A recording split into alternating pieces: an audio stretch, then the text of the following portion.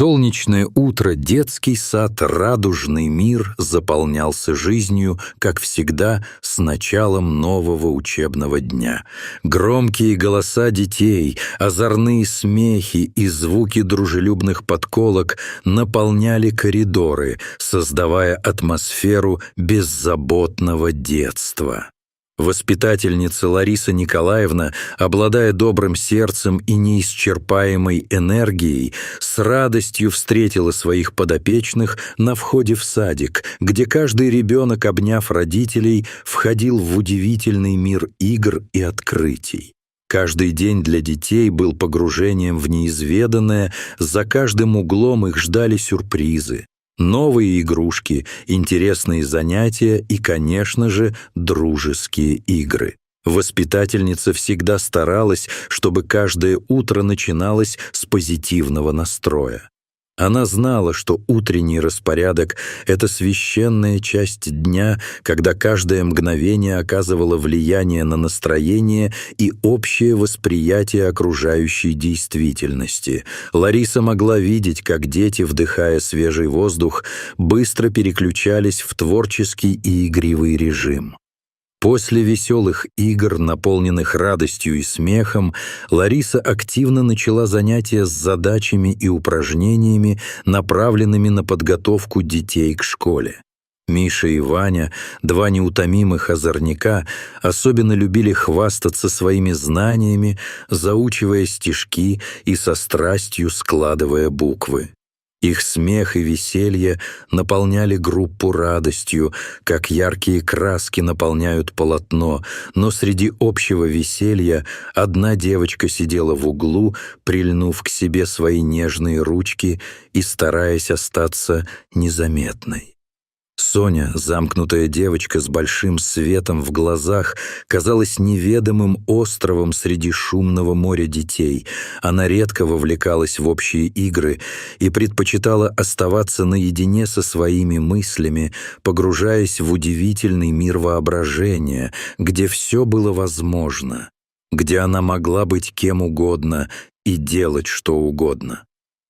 Лариса Николаевна, заметив ее состояние и невидимую стену, которую она возвела между собой и окружающим миром, решила, что необходимо поговорить с Сониной мамой, Ириной, чтобы лучше понять, что происходит в жизни девочки. Но сначала, чтобы создать доверительную атмосферу, она хотела получить больше информации о том, что терзает Соню и держит ее в таком состоянии. Подходя к Соне с доброй улыбкой, Лариса решила отвлечь девочку и предложила ей посмотреть на диадему, которая великолепно сверкала под яркими лампочками в классе. Этот аксессуар был единственным, что могло вызвать светлые эмоции в сердцах детей, ведь он ассоциировался с веселыми праздниками и радостными моментами. Это было волшебное мгновение, когда Соня на мгновение расцвела, ее губы приоткрылись в робкой улыбке, но тут же пришла в себя и снова замкнулась, и на ее лице появилась печаль, словно снова пришел мрак. Эта перемена была заметна не только для Ларисы, но и для всех, кто наблюдал за девочкой и чувствовал некую ауру грусти, которая ее окружала. Воспитательница была настойчива. Ей было важно выяснить, почему у Сони появились синяки под глазами и почему она не радовалась, как остальные дети в классе. Лариса понимала, что если не разобраться с проблемой сейчас, это может негативно повлиять на будущее девочки. Так, разговор за разговором, Лариса поняла, что Соня живет с мамой, а ее папа таинственным образом отсутствует в их жизни и не хочет общаться с ними. Эта информация углубила беспокойство Ларисы, и она готова была на все, чтобы помочь маленькой девочке выбраться из тени грусти. Едва собравшись с духом, Лариса решилась задать волнительный вопрос. «Ты не одна, Сонечка», — терпеливо сказала она. «Мы все помогаем друг другу». Ребенок все еще испытывал страх перед разговором, и, не зная, что сказать, она укрылась мыслями о своей матери и дяде, о том, как родные иногда могут быть непонятными и далекими. Однако Лариса продолжила. «Хочешь, я покажу тебе, как можно помочь мне убрать у входа в садик?»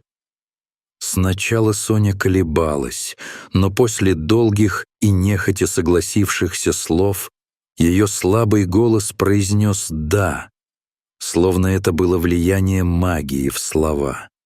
Это превращение ставило фундамент для их общения. Лариса вела ее за собой как добрый наставник и, показывая, как собрать игрушки, запустила механизм притяжения и взаимодействия между девочками. Сначала она не верила, но, видя, как восприняли эту идею другие дети, она постепенно включилась в процесс. Лариса и дети начали собирать мусор и подметать. Это общее дело объединило их, замысловато соединяя их сердца, так что в какой-то момент они даже забыли о мелких спорах, происходивших ранее. Однако с каждой минутой Лариса все больше беспокоилась за состояние Сони. Она заметила, что когда остальные дети веселились, разговаривали и делились забавными историями, Соня просто стояла в стороне, оставленная своей тенью, как будто она была облита краской серости. Слова девочки, которые Лариса и не думала услышать, кроме того, как волшебная исповедь, пронзали ее душу, плавно покорялись непризнанным страхам и переживаниям, которые оставили после себя темные мысли. «Скажи мне, что еще происходит, милая?» Всевидящее сердце Ларисы настаивало, проявляя не только педагогическую, но и материнскую заботу. Отпустив страх, Соня начала рассказывать о странном поведении мамы, о том, как она изменилась. Девочка говорила, что однажды мама купила киндер-сюрприз, хотя никогда этого не делала без повода. Со временем стала делать странные покупки, меняя макароны на рис и наоборот, как будто копила в себе воспоминания о том, что было раньше, в потемках своей памяти. Каждое ее слово отзывалось в сердце Ларисы, и она понимала, что ситуация гораздо сложнее, чем могла показаться на первый взгляд. И вот, наконец, Соня тихим голосом, полница смирением и грустью, рассказала о том, как мама приобрела странные привычки и часто не могла сосредоточиться на разговоре, отвечая практически односложно. Эти откровения были подобны зловещим знакам на ее пути, вселяя беспокойство в сердце Ларисы и создавая трещину в ее уверенности, что все под контролем. Лариса знала, что необходимо разбираться в ситуации как можно скорее. Она понимала эту страшную связь, которая могла обернуться большой бедой для Сони. Однажды, когда они готовили ужин на кухне, Соня подняла глаз на маму и заметила, как Ира снова прихрамывает.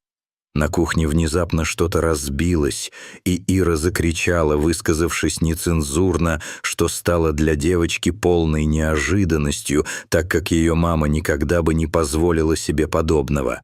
Глаза Сони расширились от удивления, уши загудели, а внутри послышался тревожный звоночек.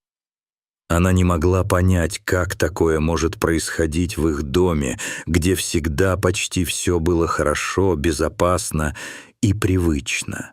Хотя над ними иногда собирались тучи, в целом в их доме царила спокойная атмосфера. «Мама, ты в порядке?» — с тревогой и нежностью спросила Соня, подходя к ней с пылесосом, но ее вопрос остался без ответа, поскольку Ира, погрузившись в поток эмоций, не заметила дочери. Ее глаза увидели лишь мрак, и обида наполнила ее сердце, как вызывающая бурю пропасть. На ее лице была ярко выраженная усталость, а в голосе слышалась злость и разочарование. Соня в этот момент поняла, что их жизнь была вплетена в ткань стресса и страха, и она чувствовала себя полностью беспомощной. Вместо того, чтобы начать разговор, их беседа зависла в воздухе, между ними образовались невидимые барьеры, и Лариса наблюдала за этим со стороны, тщательно пытаясь разобраться в вопросах, которые ее тревожили. Ночью, во время своего очередного мучительного сна, Соня пробудилась от странных звуков, доносившихся из комнаты. Крики, которые она никогда не слышала раньше, заполнили ее уши, шокируя ее до глубины разума. Эти были не звуки спокойной ночи, которые она знала, а что-то совершенно другое, свирепое и непонятное. Она закрыла глаза, стараясь уснуть снова, но не смогла. А откровения о родных наполняли ее сердце аналогичным неудовлетворением, как будто она пыталась уловить что-то важное, что ускользало от нее. Холодный пот пробежал по ее лбу, а тишина комнаты враз обострилась. В гвоздях крепкой двери раздавался хруст от перемещения, и звук это напоминал его необратимость. Соня, по сути, перевернула свое тело на подушке и сидела на краю, прижав гаджет к ушам, чтобы подслушивать разговор мамы с лысым дядькой. Это было жутко, но она ощущала, что должна знать больше, искала ответа, но лишь все больше погружалась в мрак. На следующее утро, как обычно, она быстро рассказала своим друзьям в детском саду об этих страшных тихих беседах. Лариса Николаевна, понимая необходимость решения проблемы, спокойно выслушала ее, стараясь не дать понять, как сильно вся ситуация ее беспокоила. Она знала, что это опасные тайны, и что девочке жизненно важно получать поддержку и защиту. Лариса могла видеть, что те страшные истории тоже обременяют плечи Сони, и каждый рассказ являлся еще одним громоздким камнем на ее понимании жизни. Однажды, под сильным впечатлением от рассказа Сони, Лариса решилась обсудить ситуацию с директором детского сада. Она уже знала, что делать, и была полна решимости помочь девочке. Ее уверенность стремительно росла, хотя в то же время ее сердце бушевало, зная, что они стоят на грани важнейших изменений в жизни Сони. Директор, имеющий опыт в подобных вопросах, неохотно делился информацией, но все же объяснил, что Лариса может постараться получить адрес матери Сони. Он оценил ее желание помочь, но отнесся с осторожностью к информации, которая приходила от маленькой девочки. Лариса, не собираясь сдаваться, зная, что это будет сложная битва, полна решимости, была готова сделать все, что в ее силах, чтобы найти решение проблемы, которая настигла ее детский сад. Надежда заполнила ее мысли. Ведь она понимала, что ее действия могут изменить не только судьбу Сони, но и саму жизнь всей семьи. Ее горячая вера в то, что они вместе могут изменить ход событий, становилась основой ее решимости. Она знала, что только вместе им удастся справиться с любыми невзгодами. Ночью, нежданно, в квартиру Иры пришла полиция. Долгожданный визит, на который все надеялись, состоялся и стал неким кульминационным моментом в их истории. Офицеры получили жалобы на шум и стали задавать вопросы. Толчковые слова так и сыпались одно за другим, как дождь, обрушившийся без предупреждения. Лариса присутствовала на допросе, сидя в стороне, ее внимание приковано к каждой детали происходящего. Ира объясняла стражам порядка, что она занимается кикбоксингом, чтобы защитить себя от бывшего мужа. Ответы, вырывающиеся из ее уст, были наполнены решимостью и энергией, ее уверенные слова, полные решимости, внушали доверие. Она стояла крепко, как сталь, с лицом полным боли и агрессии, но все же оставалась собой. Лариса не могла не восхищаться ее силой духа, она понимала, насколько это важно. Следователь смотрел на нее с интересом и заметил, как отважная решимость освещала ее лицо. Но вопрос о дяде оставался болезненным. И Лариса знала, что важно выяснить правду, чтобы избавиться от страха, который обжился в их жизни. Она поблагодарила себя за решительность и, понимая, что именно сейчас начнется настоящая борьба, решила не уходить, оставаясь рядом. Следователь продолжал догадываться о том, что простой кикбоксинг был лишь частью тайны, и его глаза увидели, как Ира медленно начинает раскрывать правду. Отец Сони, Паша, оказывается, замешан в банковских аферах и ведет двойную жизнь, что ставило семью в крайне опасную ситуацию. Ира, помещенная под давление экстренной ситуации, поняла, что ей необходимо подготовиться, чтобы защитить себя и дочь, и эта неразрывная связь становилась основой ее успеха. В то время как следователь продолжал задавать вопросы, Ира внутренне боролась с волнениями. И эти противоречия были затянуты в плотный клубок, словно теплая пряжа, только-только начавшая раскрываться. Не имея выхода, Соня и ее мама оказались на грани. Но Ира решила, что всегда найдет возможность защитить себя и свои чувства, даже если для этого придется дойти до самых глубин своих возможностей. Тем не менее, Ира нашла в себе силы. Начав тренироваться с Тимуром, известным тренером, она почувствовала прилив энергии, что сделало ее крепче и готовой действовать. Тренировки становились ее спасением, и каждое занятие приносило небольшую порцию уверенности. Это были не просто тренировки. Это стало выражением ее свободы и надежды на лучшее. Лариса, наблюдая за происходящим, чувствовала восхищение и поддержку. Ее душа наполнилась тем, что может возникнуть настоящая свобода.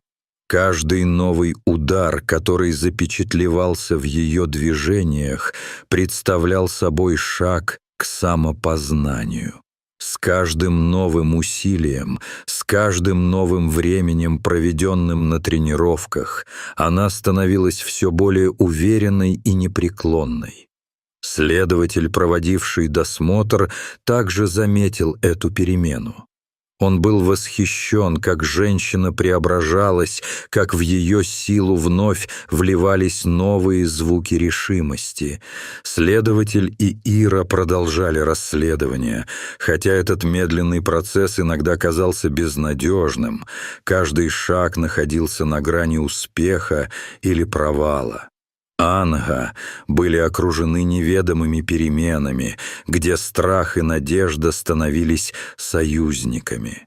Их работа не была бесполезной, нарастала сила, и в конечном итоге они обнаружили улику, которая подтвердила их подозрения. Паша стал еще более нервозным, гоняя его в глухую дебрю, когда он потерял возможность контролировать свои связи.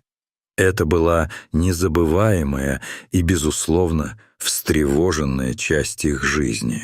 Когда его, наконец, арестовали, произошел коллапс, и начались аресты всех его подельников. Ясно стало, что разоблачение не за горами, и Соня находила гордость за маму.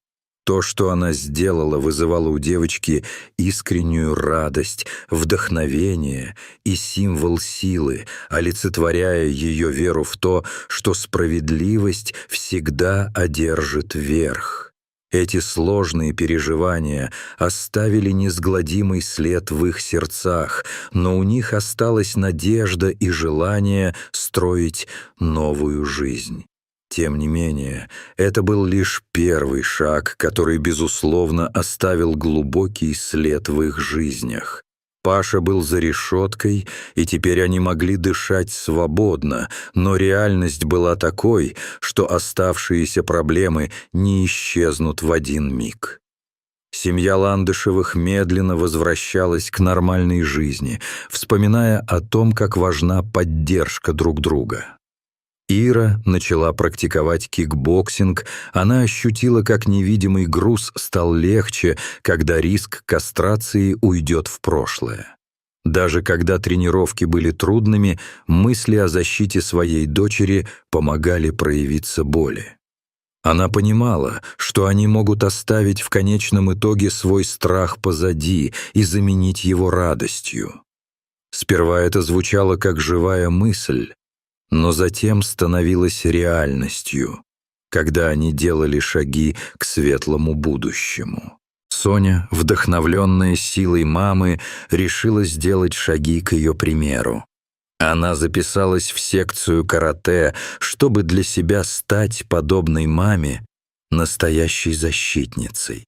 С каждым новым занятием ее уверенность возрастала многие раз, и она поняла, что драгоценный дар жизни нужно ставить на первое место. Они собирались и задумывались над тем, как важно уметь не только защищать чужие, но и свои чувства. Жизнь без страха, крепкая защита и собственная уверенность сделали их еще более сплоченной семьей. Они понимали, что ни одна ночь не будет тревожной. Лариса Николаевна наблюдала, как дети начинают доверять миру и друг другу. Они общались, обменивались радостью и чаще смеялись. Каждый рисунок Сони был пронизан красками надежды, а ее улыбка светила ничем не ослабленной радостью. Сквозь все это прошла главная истина. Страхи, с которыми сталкивается каждый, могут быть побеждены любовью, чистотой сердец и настоящей поддержкой близких. Жизнь нужно брать и, строя планы, радоваться каждому дню, быть с семьей и уметь быть счастливым, несмотря ни на что. Эти ценности укрепляли их, создавая живую ткань повседневного счастья, в которой они ясно осознавали свою силу и значимость.